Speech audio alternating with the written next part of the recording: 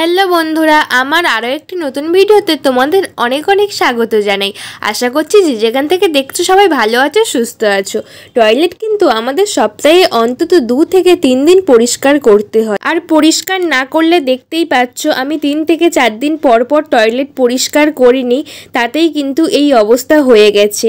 আর এর থেকে কিন্তু নানান ধরনের ইনফেকশন ছড়ায়, তাই টয়লেটটা ঠিকঠাক মতো পরিষ্কার করতে গেলে আমাদের সময়ও হয়ে ওঠে না। বিশেষ করে যারা বাইরে ঘাটে কাজ করে তাদের তো একদমই সময় হয়ে ওঠে না। আজ এমন একটা সলিউশন বানিয়ে তোমাদেরকে দেখাবো যার মাধ্যমে কোনো রকম টয়লেট পরিষ্কার করা ঝামেলা ছাড়াই সুন্দরভাবে টয়লেট কিন্তু পরিষ্কার হয়ে যাবে। কোনো রকম হাত বা ঘষা মাজা ছাড়াই কিন্তু সুন্দরভাবে পরিষ্কার হয়ে যাবে। চলো তাহলে ভিডিওটি দেখে নিই। প্রথমে এখানে নিয়েছি একটা পাত্র। এই রকম প্লাস্টিকের পাত্র নিতে হবে যাতে আমাদের কোনো কাজেই লাগে না। এই রকম প্লাস্টিকের পাত্র নিয়েছি। এরপরে নিয়ে নেব বেকিং সোডা। তোমরা এখানে খাওয়ার সোডাও নিতে পারো। বেকিং সোডা 2 চামচ নিয়ে নেব। আর বেকিং সোডা আমাদের প্রত্যেকের ঘরেই থাকে। 2 চামচ মতো বেকিং সোডা নিয়ে নেব। বেকিং সোডা নিয়ে নিয়েছি। এরপর লাগছে আমাদের হারপিক। হারপিক তো সবার বাড়িতেই থাকে। হারপিক দিয়ে দেব 1 চামচ। হারপিক এখানে লাগছে। হারপিক দেওয়ার সঙ্গে সঙ্গে এখানে কিন্তু একটা রিয়াকশন তৈরি হয়ে যাবে বেকিং সোডা আর হারপিকের কারণে। দেখতেই পাচ্ছ একটা ফেনা ফেনা সৃষ্টি হয়েছে। এরপর দেখো এটা ভালো করে মিশিয়ে নেব। মিশিয়ে নেওয়ার পরে যেই উপকরণটা আমার লাগছে সেটা হলো শ্যাম্পু। শ্যাম্পু যে কোনো শ্যাম্পু এখানে ইউজ করতে পারো। আমি এখানে ভ্যাটিকা শ্যাম্পু ইউজ করছি। কিছুটা পরিমাণ 1/2 চামচ মতো ভ্যাটিকা শ্যাম্পু নিয়ে নেব। এখানে কিন্তু জামা কাপড় কাচার সার্ফ ব্যবহার করলে হবে না, শ্যাম্পুই নিতে হবে। তারপর দিয়ে দেব কিছুটা পরিমাণ লেবুর রস। এখানে তোমরা ভিনিগারও ব্যবহার করতে পারো। লেবুর রস দেওয়ার পরে কিন্তু একটা ফেনার মতো সৃষ্টি হয়েছে। এরপর এখানে আমার লাগছে দিয়ে দেব ফিনাইন। ফিনাইনের বদলে তোমরা ডেটলও ইউজ করতে পারো। তবে এই সলিউশনটা তৈরি করার জন্য কোনোভাবে জলের ব্যবহার করা যাবে না। কোনোভাবে জামা কাপড় কাচার সার্ফ বা ডিটারজেন্ট ব্যবহার করা যাবে না। সামান্য পরিমাণ কোলগেট মাজন ইউজ করলাম। তোমরা যে কোনো পেস্ট বাড়িতে থাকবে ইউজ করতে পারো। এরপরে আরও একটি বেকিং সোডা দিয়ে দিলাম। যেহেতু আমার এটা তরল হয়ে গেছে, এটা কিন্তু এইভাবে মিশ্রণটা করতে হবে। খুব শক্ত না, আবার খুব নরমও না।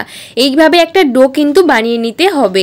একদম পাতলা করলে সমস্যা হবে এবং খুব শক্ত করলেও সমস্যা হবে। তোমরা দেখেই বুঝতে পারছো কেমন হয়েছে। এরপর আমার এখানে যেটা লাগছে সেটা হলো এই রকম একটা ছিপি।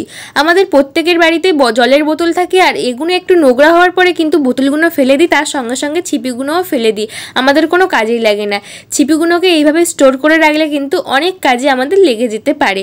তো আমি একটা বোতলের ছিপি নিয়েছি, তার মধ্যে কিন্তু এই সলিউশনটা আমি দিয়ে দিচ্ছি এইভাবে। এখানে চাইলে হাতের মধ্যে গোল করে করতে পারতাম, তবে বোতলের ছিপির মধ্যে দিলে খুব ভালো একটা শেপে আসে। একটা ট্যাবলেটের মতো দেখবে হয়ে গেছে কি সুন্দরভাবে। তো আমি এটাকে তুলে নিচ্ছি। দেখো কি সুন্দর একটা শেপ মতো চলে এসছে। হাত দিয়ে করলে অনেকটা ঝামেলার সৃষ্টি, তাই এইভাবে কিন্তু খুব সহজেই বোতলের ছিপির মধ্যে তোমরা করতে পারো। তো এইভাবে আমি কয়েকটা কিন্তু এই মিশ্রণের থেকে করে নেব। তো এইভাবে দেখো একটা করে নিয়েছি, আরও একটা করে নিচ্ছি। তোমরা এইভাবে কিন্তু স্টোর করেও রেখে দিতে পারো। আমি কিছুটা স্টোর করে রেখে দেবো, আর একটাকে আমি ইউজ করে তোমাদেরকে দেখাবো। দেখো এইভাবে আমি আরও একটা বানিয়ে নিয়েছি। খুব সুন্দর একটা শেপে চলে এসছে। তো এইভাবে আমি বানিয়ে নিয়ে আরও একটা বানিয়ে নেব। আমি কিছুটা স্টোর করে রাখবো। তোমরা এইভাবে স্টোর করে কিন্তু 1 সপ্তাহের বেশিও রাখতে পারো। তো দেখো দুটো বানিয়ে স্টোর করে রেখে দেব। আর আমি আরও একটা বানিয়ে নিয়েছি, তোমাদেরকে দেখাবো এটা কিভাবে ইউজ করব। তো এই রকম একটা বানিয়ে নিয়েছি।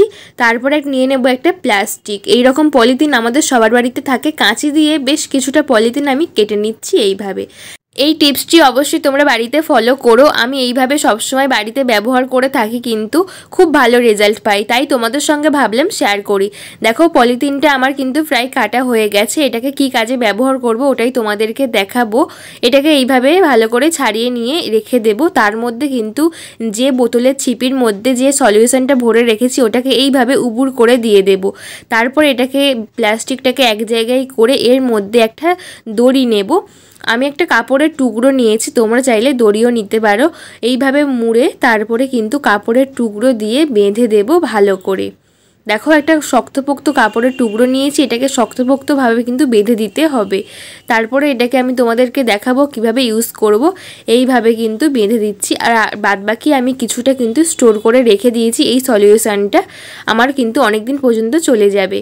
আর এইভাবে কিন্তু আমার বাঁধাও হয়ে গেছে খুব সহজেই। দেখতেই পাচ্ছ আমার বাঁধা হয়ে গেছে। এখানে আমি বোতলের ছিপিটা নাও ইউজ করতে পারতাম, শুধু এই সলিউশনটা ইউজ করতে পারতাম। এক্ষেত্রে দেখা যাবে যখন আমি এটা ইউজ করব খুব তাড়াতাড়ি কিন্তু এটা গলে যাবে। তো এরপরে এখানে কি লাগছে দেখাই, লাগছে একটা ছুরি। এই ছুরি দিয়ে কিন্তু মুখটা এইভাবে ফুটো ফুটো একটু করে নেব চাকুর সাহায্যে। এই মিশ্রণটা শুধুই কিন্তু প্লাস্টিকের মধ্যে ইউজ করতে পারতাম, এতে খুব সহজেই তাড়াতাড়ি শেষ হয়ে যায়। তাই এই যে বোতলের ছিপি এর মধ্যে দিয়ে এইভাবে দেওয়া। তো চলো এটা কিভাবে কোথায় ব্যবহার করতে হবে তোমাদেরকে দেখিয়ে দিই। আর তার আগে দেখে নাও আরও একবার বাথরুমটা কিন্তু আমার কতটা ময়লা রয়েছে। এরপর এটাকে আমি একবারই দিয়ে কোনো রকম হাত না লাগিয়ে ক্লিন হবে। তো আমাদের প্রত্যেকেরই বাথরুমে এই রকম একটা ফ্ল্যাশ বক্স থাকে। এই ফ্ল্যাশ বক্সের মধ্যে কিন্তু আমি এই সলিউশনটা দিয়ে দেব। কিভাবে দেব ওটাই দেখাবো। তো এইভাবে ছিপির দিকটা ভিতরে দেব আর কাপড়ের টুকরোর দিকটা বাইরে দেব। এইভাবে জলের মধ্যে ভাসিয়ে দেব। তারপরে কিন্তু আমি এই যে কাপড়ের টুকরোর দিকটা বাইরে দিয়ে এইভাবে ফ্ল্যাশ বক্সের মুখটা দিয়ে দেব। খুব সুন্দরভাবে এটা ভেসেও থাকবে আর আমরা যখন ফ্ল্যাশ মারবো খুব সহজেই কিন্তু আমাদের টয়লেটটা পরিষ্কার হয়ে যাবে। দেখো এইভাবে আমি দিয়েছি, তোমাদের আরও একবার দেখিয়ে দিচ্ছি। তারপর কাপড়ের মুখটা কিন্তু আমি বাইরে রেখেছি। তারপরে তোমাদেরকে ফ্ল্যাশ মেরে দেখিয়ে দিচ্ছি কত ভালো পরিষ্কার হচ্ছে।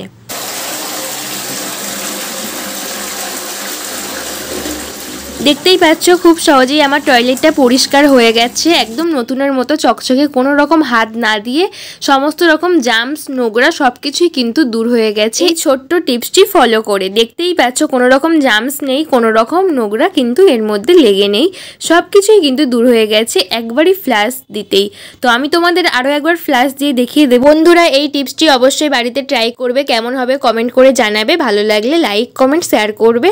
আর আমার চ্যানেলে নতুন কোনো বন্ধু অবশ্যই আমার চ্যানেলটাকে সাবস্ক্রাইব করে পাশে থেকো। সবাই ভালো থাকবে, সুস্থ থাকবে, ধন্যবাদ।